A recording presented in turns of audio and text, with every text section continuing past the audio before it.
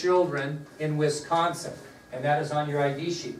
So after figuring out that the lobotomy did her no good and actually left her to the point where she couldn't care for herself, the family sent her to St. Coletta's School for Exceptional Children in Wisconsin. And she stayed there from the age of 23 until the day she died in 2005 at the age of 86. So, kind of a sad story there. Modern medicine. And can you imagine doing something like that and not telling your wife? Yes. What was the place they sent her again? It's on your ID sheet. It says St. Coletta's School. Is it not on there? Yeah, it is. St. Coletta's School for Exceptional Children in Wisconsin, where she spent the rest of her life. She died, like I mentioned, in 2005, and she's buried in Brookline, Massachusetts. That'll be a familiar town in a bit. Brookline, just like it sounds. B-R-O-O-K-L-I-N-E. So she was buried in Brookline, Massachusetts. Okay, so we got 6 left. Next child of Joseph and Rose Kennedy was Kathleen Kennedy. Kathleen Kennedy.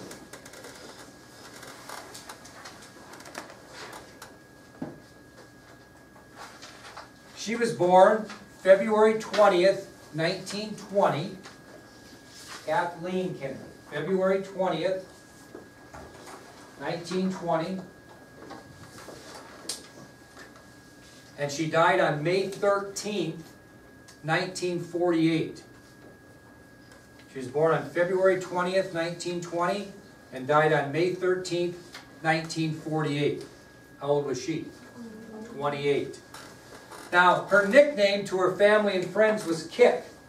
Kathleen was known as Kick to her family and friends. And she attended college in New York after graduating from high school, but she left college in 1941 and began working for a newspaper in Washington, D.C. So Kathleen Kennedy grew up private schools, went to college in New York for a small period of time, decided to leave school in 1941, and she started working for a newspaper in Washington, D.C. And she enjoyed her experience as a newspaper person in Washington, D.C., but she wanted to join the war effort. And what she did is she volunteered for the Red Cross and went to London, England. So she really got into the Red Cross, and she volunteered to work in that organization. If you look at her picture, what kind of hat does she have on? What's on her hat? The Red Cross. She's in a Red Cross uniform. And she went to London, England to work for the Red Cross. Well, she met and married a fellow by the name of William Cavendish. She married William Cavendish on May 6, 1944. She married William Cavendish on May 6, 1944. She married William Cavendish on May 6, 1944. Now, you don't have to write this down, but you can just listen.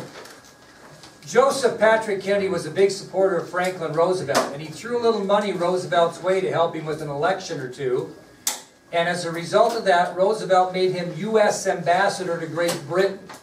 So Joseph Kennedy took his entire family over to Great Britain when he served as U.S. ambassador, and this is where Kathleen Kennedy met her future husband, is when she was over there. And they married May 6th of 44. Now, he was called to duty because he was a member of the British Army on June 13th of the same year. So they were married a little over a month, about 5 weeks, and then he had to go serve in the British Army. So Cavendish was a member of the British Army. He was called to duty about 5 weeks after they were married on June 13th, 1944. Guess what happened 3 months later? He was killed in combat, and Kathleen became a widow at the age of 24. So she lost her husband in World War II as he was fighting for the British Army. So he was killed in combat 3 months after he was called up, and Kathleen becomes a widow at the age of 24. Now, you'd think maybe she would come home after that, but she didn't. She actually stayed in England after her husband's death. After the war ended, she did come back for a short period of time to visit her family. But she returned to London to live permanently. She liked London. So she stayed in England after her husband's death. She did come home to visit her family, but then moved back to London permanently. And she was dating a young man, and they went on a plane trip, and sadly enough, both were killed in a plane crash. And that's how she ended up dying. She was in a plane with her intended, her fiancé, and perished.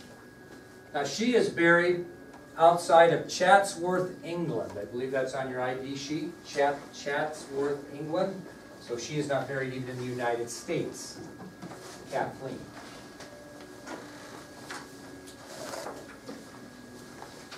Okay, we'll do one more and we'll stop, and then we're going to take a group photo for the web page.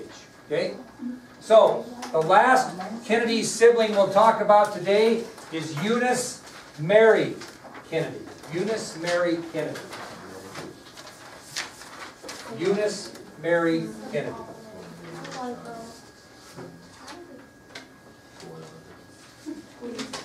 Okay, Eunice was born on July 10th, 1921.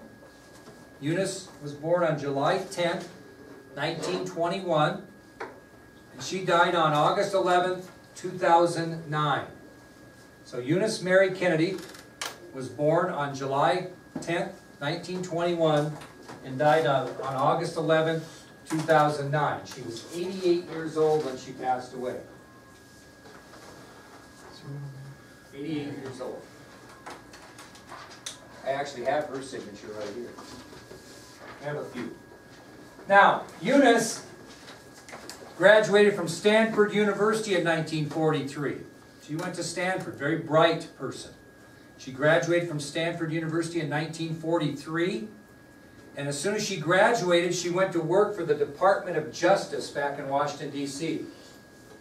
So Eunice attended and then graduated from Stanford University in 1943, and then went to work for the Department of Justice. In 1953, Eunice married Robert Sargent Shriver, Jr. Spell it right here. Robert Sargent Shriver, Jr. Better known to family and friends as Sargent Shriver. But in 1953, Eunice married Robert Sargent Shriver, Jr., and they eventually had 5 children.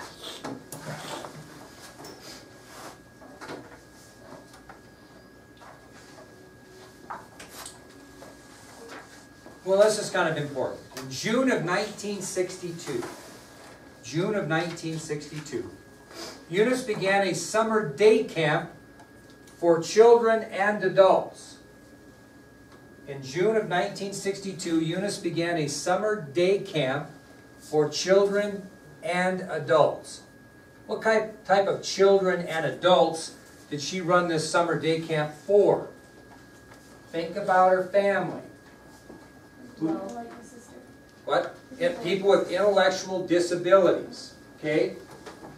So in June of 1962, Eunice began a summer day camp for children and adults with intellectual disabilities. And she did that at her home in Maryland. And from what concept came from that? Say it. Special Olympics. Eunice Kennedy Shriver was the founder of the Special Olympics as we know it in the United States today. And she did it in honor of her sister, Rosemary. So in June of 1962, Eunice began a summer day camp for children and adults with intellectual disabilities at her home in Maryland. From that concept came the Special Olympics, which she established in honor of her sister, Rosemary. I have a picture up here, and I was a younger man at the time. This is Anthony Shriver.